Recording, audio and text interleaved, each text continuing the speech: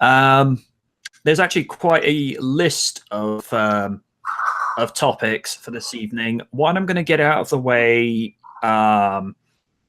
specifically because I tend to drone on about Knight Rider more than I should ever need to. Yesterday, Knight Rider SG turned 10. Wow. Oh yeah, I realized it came out in 2008. Yeah. Now, I appreciate people have the 2008 series has a very, very mixed reception. There will be the original series purists that will only ever say that the original series is the grandiose, and having rewatched the original first season in order to celebrate the 35th anniversary, I'm starting to see why, in terms of story writing, narrative, and just the way the acting is done. But I was one of those few people that enjoyed the 2008 series for what it is. In terms of special and visual effects, I would say I say recent because 10 years is more recent than 35 years. The 2008 series, in terms of visuals and special effects, it's superior to the original. However, in terms of storytelling and just the way it's written and just the chemistry of the actors in general, the original is superior without even trying. Now, a lot of people narc on Val Kilmer being the voice of the Night Industries 3000 or the Kit Stang, as yours truly coined it as so many years ago. The story is, I was reading an excerpt from a TV Guide magazine that had been put on the internet. They referred to the new kit being a Mustang, which was a little bit of a hard pill for me to swallow in the beginning, but they called it a second generation kit, and I thought, so it's kit as a Mustang, so it's a Kit Stang. Thought no more of it. And then, of course, I start seeing other videos. I start seeing other concepts that saying, "Oh, this is my Kit Stang." And I'm like, "Gosh dang, I should have copyrighted that." But you know, like I say, I've got mixed feelings about it because for me at the time, more Knight Rider was good Knight Rider, and I rewatched the 2008 SG pilot that was originally put out on February 17, 2008, only on NBC. And there are bits of it that I still enjoy, but there are other bits of it where I look at it and I think Night of the Phoenix was superior in just in terms of what the car could do. I mean, you know, again, I got no ill will with Val Kilmer being the voice of the car because he had to do the voice recordings 3 days before the pilot went out because Will Arnett had to drop out due to contractual obligations with General Motors. And to be fair, we've seen with Will Arnett, he is more than a competent voice actor. Just look at his role as Lego Batman for further justification. Yep. And BoJack Horseman. Oh yeah, yeah. But as the voice of the Night 3000, I think Val Kilmer did all right with what he had to work with. And a lot of people say that his vocal delivery was too robotic. You have to keep in perspective because this version of Kit was still developing a personality. It's because it's artificial intelligence, he grows, learns, and evolves over time to where he starts getting a little bit sassy later in the first season of SG. In fact, the only season of SG. But even the original Kit started out as very childlike in terms of how he asked Michael questions and just how he went about the general portrayal of the character. Although the one line that nobody was expecting from the Kit Stang, and it still gets me to this day, they're refueling up at some gas station somewhere in California, and out of the blue, Kit just simply asks Mike Tracer, it's like, do you have another girlfriend? Are you a homosexual? And he just goes, oh, really? Did you just ask me that? And I'm like, dude, what the hell? it just came out of nowhere. I'm like, I knew Kit would go there with sometimes with questions, but it's like, okay, you're asking me this question. Why? But I do take on board the criticism that a lot of people had with the show, whereby it was too visual effects driven and more just about selling products and just being, a giant commercial for other things. But then again, look at the first Transformers movie. That was nothing more than a 2-hour glorified car commercial, and also small little. my bad. I can attest to some of those because I do have some of them from the first one to the third one. So, yeah, what can I say? I'm a sucker for toys and all that junk.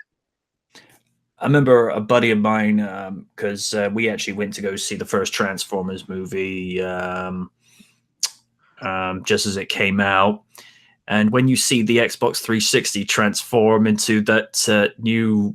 It wasn't an Autobot or a Decepticon, because it was, a newborn as far as robots are concerned. He just looked at me and goes, always knew Microsoft was evil. Right. Yeah. I mean, here's a time frame of Transformers. Here's a time frame of all 4 of them. First one, not too bad. It was fun for its time, even though there's crazy jokes. Revenge of the Fallen. What the hell? Third one. Too damn long. Fourth one. For me, it wasn't too bad. At least they got rid of Shia LaBeouf's character, thank God. And the 5th one. What the fuck? Yeah, what the fuck indeed. That 2 steps forward, 2 steps back. No. Well, here's the good thing. Somersault backwards. I mean, here's the good thing.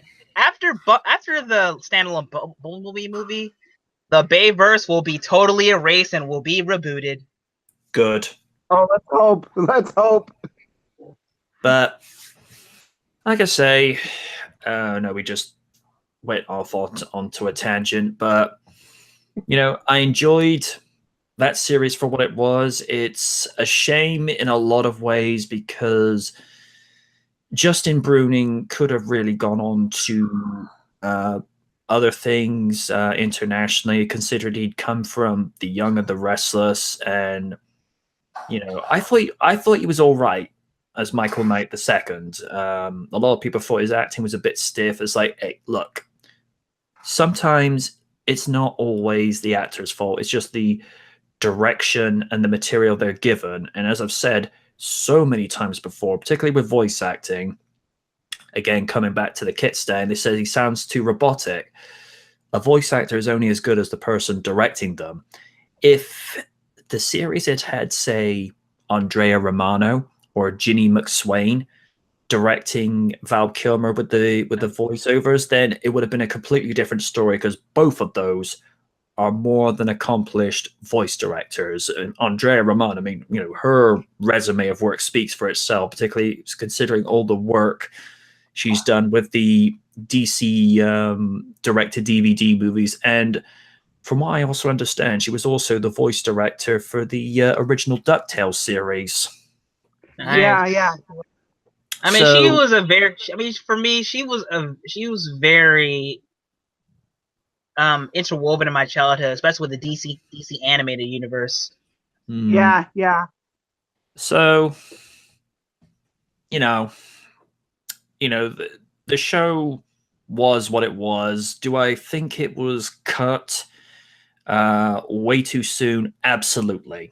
I think it could have gone on to really try and be like the original Knight Rider had it gotten to a second season, because the word on the wire is that they were going to bring Hasselhoff and the original Trans Am back into the fold, but only to be like in episodes where it would help to drive the story and not specifically just to try and bring people back in because the current cast and story just wasn't bringing people in, but as a story onto itself. Here's the other thing. There's also the rumor, and with Hasselhoff bringing Knight Rider back again, but this time as a Netflix TV series. Oh, that wouldn't be too bad. I mean, with that. And being on Netflix. Yeah, with many for many properties on Netflix, this thing. Old 80s projects like Voltron.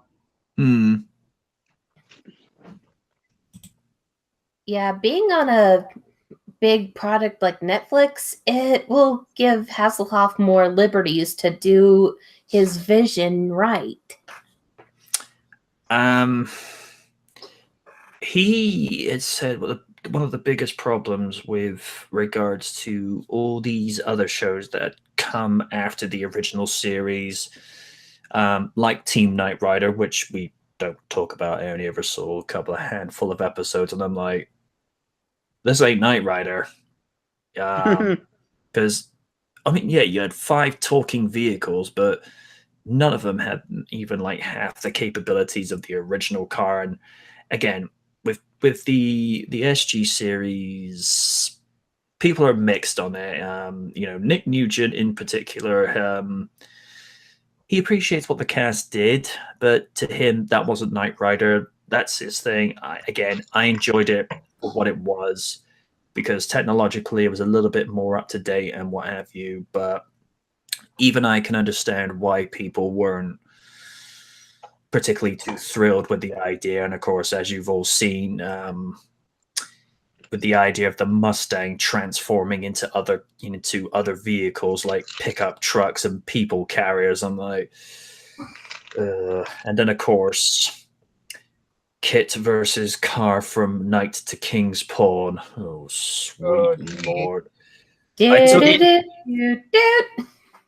took one look at that first. I'm like, okay, what crack are you guys smoking, and where can I get some just to be able to understand why you went and did this? I mean, I'm glad they got Peter Cullen to come back to voice Car once more, but it's just like,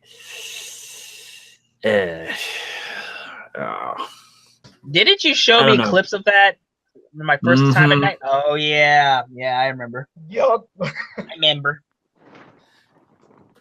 The way that they had the transformations from the 2008 pilot, whereby it goes over the car like a wave and not just ripping off the mechanical transformations from the Transformer movies, I thought, okay, at least that had much more of a subtle look to it. But then they just, I'm all for throwing the rule book out on occasion just to make something a little bit more interesting, but then you get to the point where you think, I'm sorry, what? Yeah, so I don't know. The last 4 episodes, I felt like they were getting somewhere with it. It was actually starting to feel like more like the original series, and actually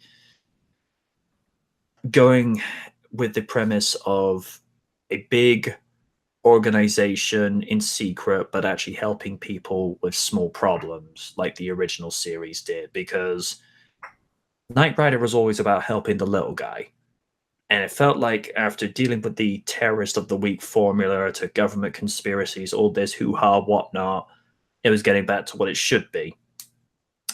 I still maintain it could have gotten a second season because, and as I've said this, particularly in the first couple of episodes of SKL, its last ever episode, I Love the Nightlife, came number 2 against American Idol. And in those days, that was a juggernaut that was very difficult to contend with. So just to be able to come second place, that tells me they did something. But yeah, NBC will be NBC, and as I've said before, I think the NBC chairwoman at the time was Angela Bromstead. She took the money that would have been for season 2 of SG and used it to fund more of I'm a Celebrity, Get Me Out of Here USA, to which Wynn said that show was complete and utter garbage.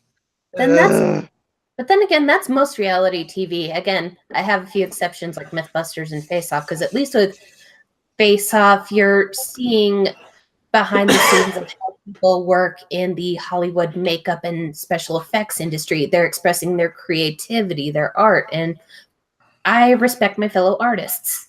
Mm-hmm. Yeah. And at least with Mythbusters, you learn shit in a fun way.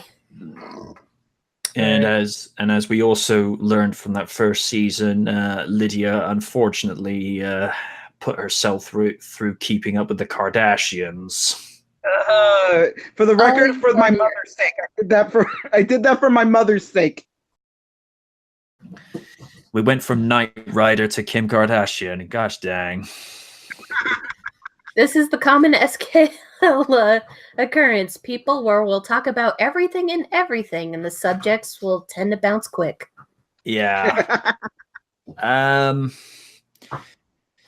Anyone want to touch on SG with whatever they want to say before we move on to the next topic? Because it's only really me that's got the huge love for that series.